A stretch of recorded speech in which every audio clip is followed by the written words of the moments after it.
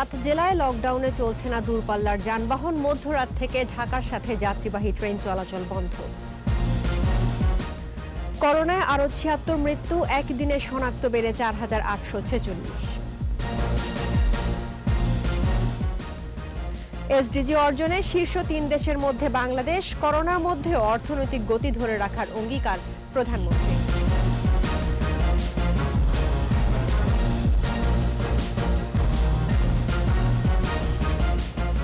শুনছিলেন first security ইসলামী bank limited সংবাদ শিরোনাম। আমন্ত্রণ রাত 9টার 21 সংবাদে। আপনাদের সঙ্গে আছি রাহনুমা রাহি।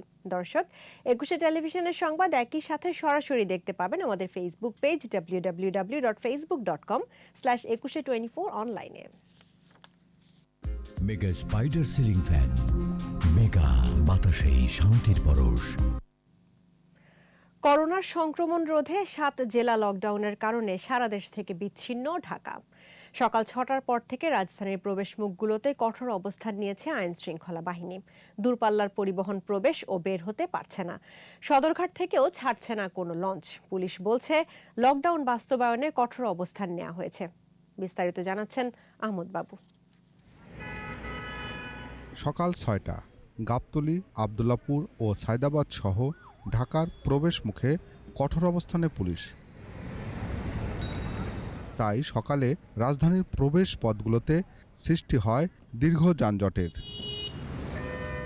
সকালে গাবতলী থেকে দক্ষিণ ও উত্তরবঙ্গের কিছু পরিবহন ছেড়ে যেতে দেখা যায়, কিন্তু কিছু দূর যাওয়ার পর আটকে দেয় পুলিশ।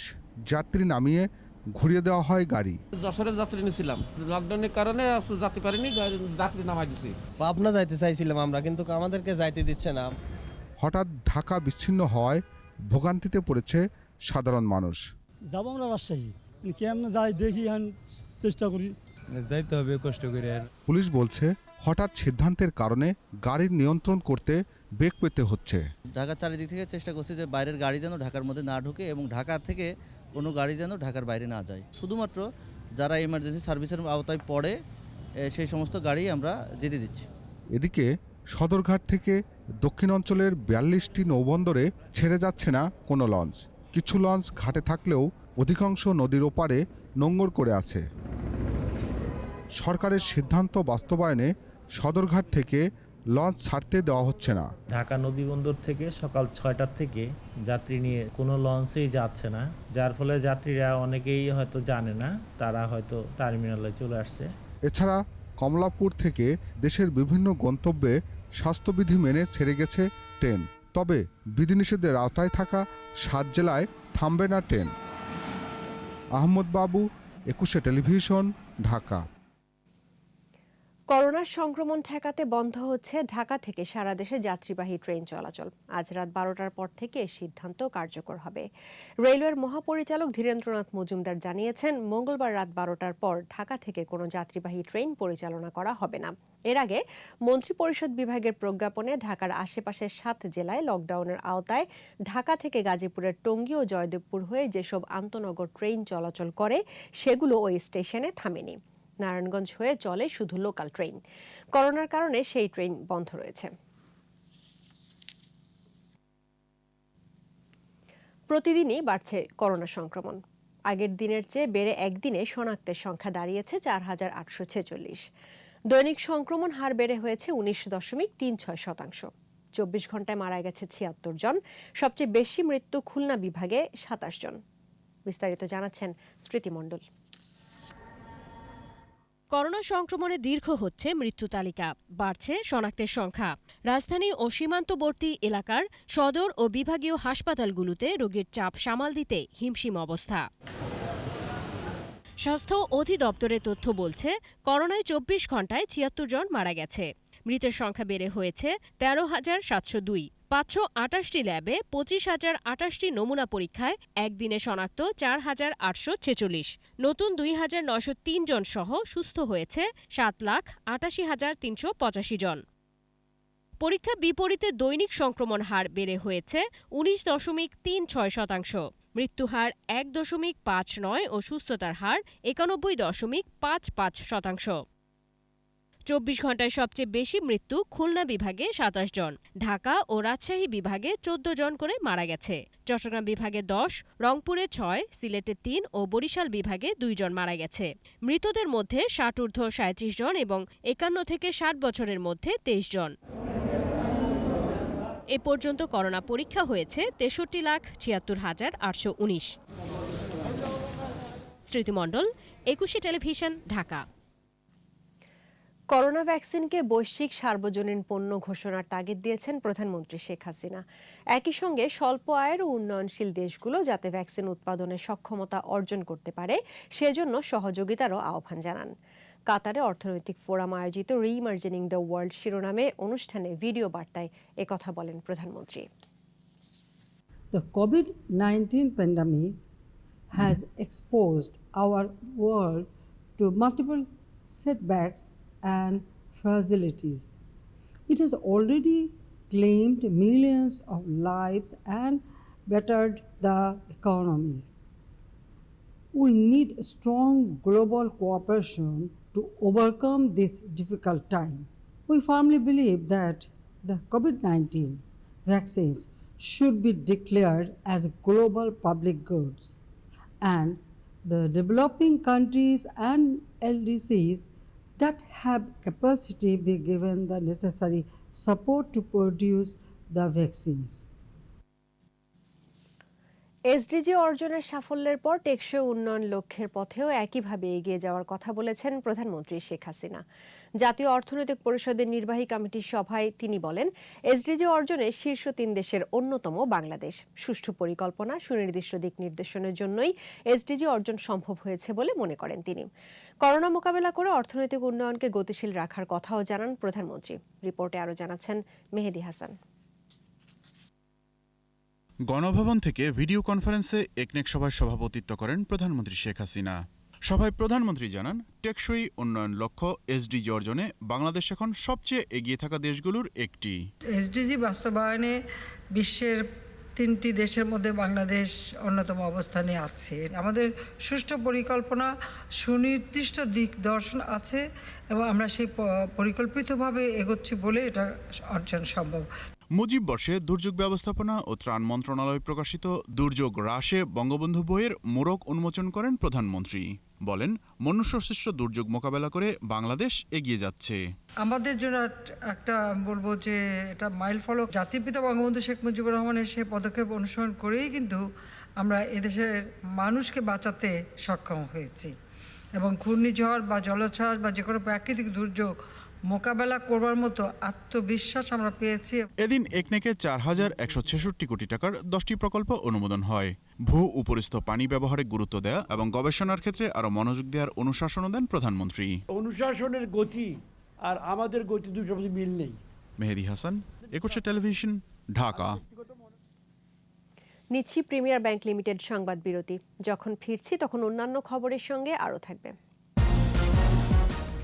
কয়েক বছরে 500রও বেশি নারী পাচার, চক্রের হোতা গ্রেফতার, জড়িত সীমান্তের একাধিক জনপ্রতিনিধি।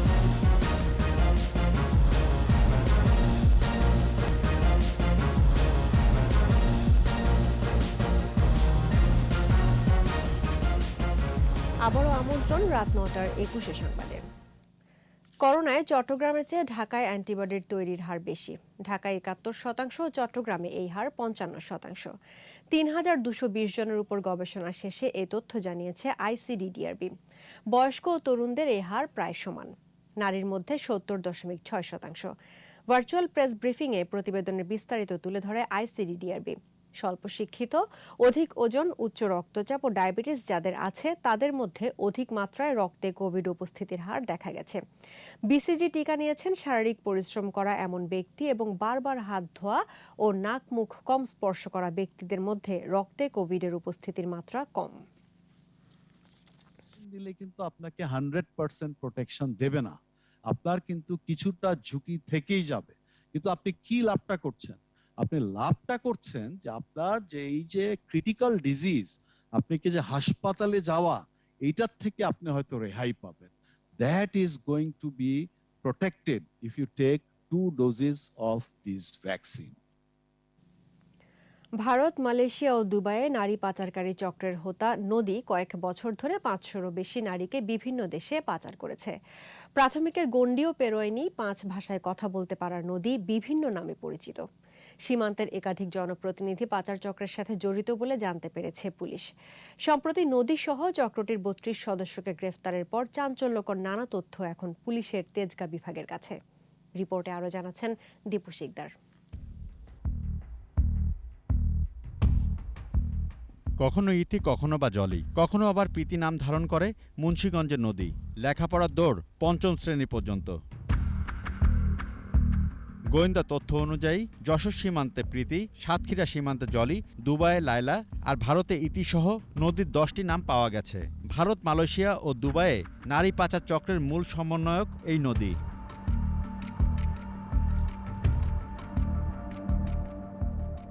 চাকরির লোভ দেখিয়ে অসহায় নারীদের পাচারকারীদের হাতে তুলে দেওয়ার দায়িত্ব পালন করত নদী। 2015 সালে তার বিবাহ বিচ্ছেদের পর থেকে এই সমস্ত কার্যক্রমে সে নিজেকে জড়িয়ে ফেলে এই নারী পাচারের মতো ঘৃণ্যতম অপরাধে নিজেকে জড়িয়েছে বলে আমরা প্রাথমিকভাবে জিজ্ঞাসাবাদে জানতে পেরেছি। ভারত থেকে পালিয়ে ফেরা কয়েকজন তরুণীর অভিযোগের পর সোমবার নড়াইল থেকে নদীসহ 7 জনকে গ্রেফতার করে পুলিশ। চক্রটির সঙ্গে সীমান্তের একাধিক জনপ্রতিনিধি জড়িত বলে পুলিশের তদন্তে বেরিয়ে এসেছে।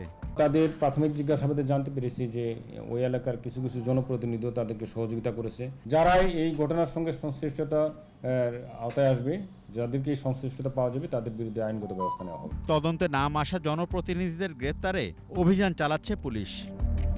দীপু শিকদার, 21 টেলিভিশন, ঢাকা। রাজধানীর বাড্ডা থেকে বিপুল পরিমাণ জাল নোট ও নকল টাকা তৈরির সরঞ্জাম সহ একজনকে আটক করেছে র্যাব। মেরুল বাড্ডার হাজী জয়নবউদ্দিন লেনে অভিযান চালিয়ে নাইমুল হাসান তৌফিককে গ্রেফতার করা হয়। এ সময় 50,28,000 টাকা সমমূল্যের জাল টাকা, নকল টাকা তৈরির কাজে ব্যবহৃত ল্যাপটপ, প্রিন্টার ও একটি মোবাইল ফোন জব্দ করা হয়। র্যাব জানায়, তৌফিক একটি সংঘবদ্ধ চক্রের সদস্য। সে দীর্ঘদিন ধরে ঢাকা ও দেশের বিভিন্ন স্থানে জাল নোট সরবরাহ করত।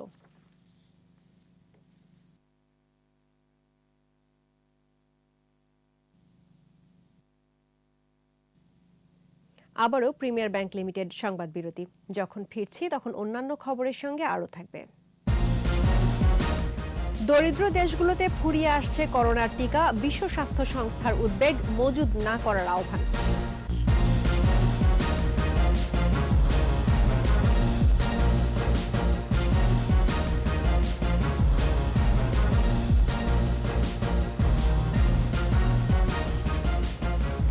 আবারও রাত 9টার 21 সংবাদে।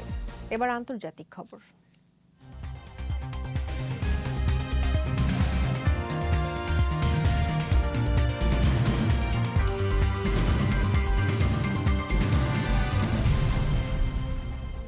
বিশ্বজুড়ে যে হারে করোনা সংক্রমণ বাড়ছে তার তুলনায় ভ্যাকসিন সরবরাহ অপ্রতুল বলে দাবি করছে বিশ্ব স্বাস্থ্য সংস্থা।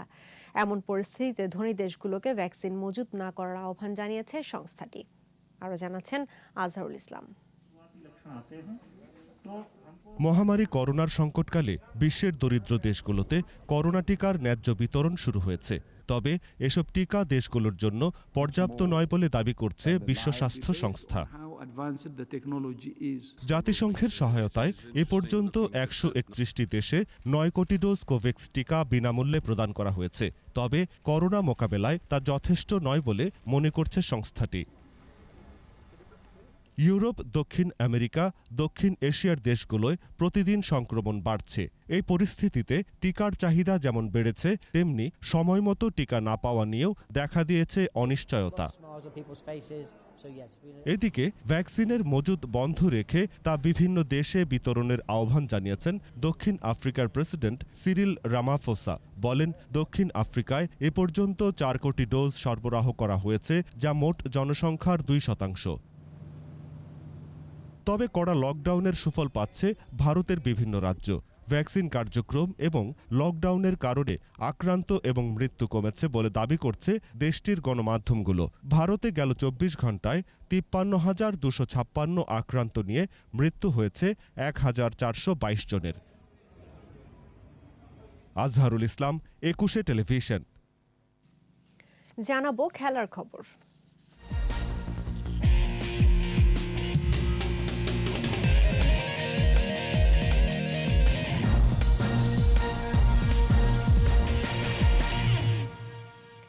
ঢাকা প্রিমিয়ার টি-20 ক্রিকেট লিগে ওল্ড ডিওএইচএসকে 6 উইকেটে হারিয়েছে লিজেন্ড অফ রূপগঞ্জ। এই জয়ে অবনমন এড়াতে এক ধাপ এগিয়ে গেল তারা।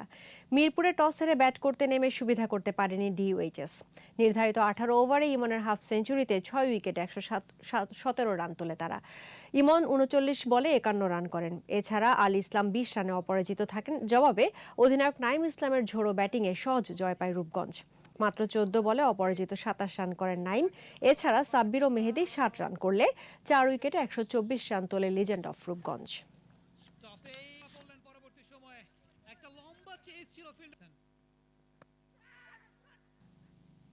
আর এরই সঙ্গে শেষ করছি রাত 9টার 21 সংবাদ। তবে যাবার আগে ফার্স্ট সিকিউরিটি ইসলামী ব্যাংক লিমিটেড সংবাদ শিরোনামগুলো জানাবো আরও একবার।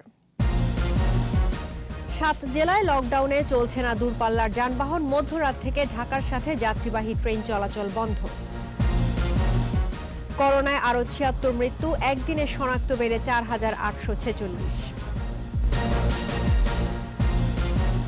এবং এসডিজি অর্জনে শীর্ষ 3 দেশের মধ্যে বাংলাদেশ। করোনার মধ্যেও অর্থনৈতিক গতি ধরে রাখার অঙ্গীকার প্রধানমন্ত্রীর।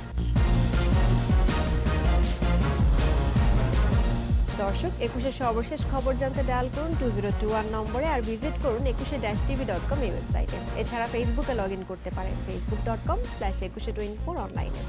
এতক্ষণ সঙ্গে থাকার জন্য ধন্যবাদ। আমাদের পরবর্তী সংবাদ রাত 11টায় দেখার আমন্ত্রণ রইল। স্বাস্থ্যবিধি মেনে চলুন, সুস্থ থাকুন, 21-এর সঙ্গেই থাকুন।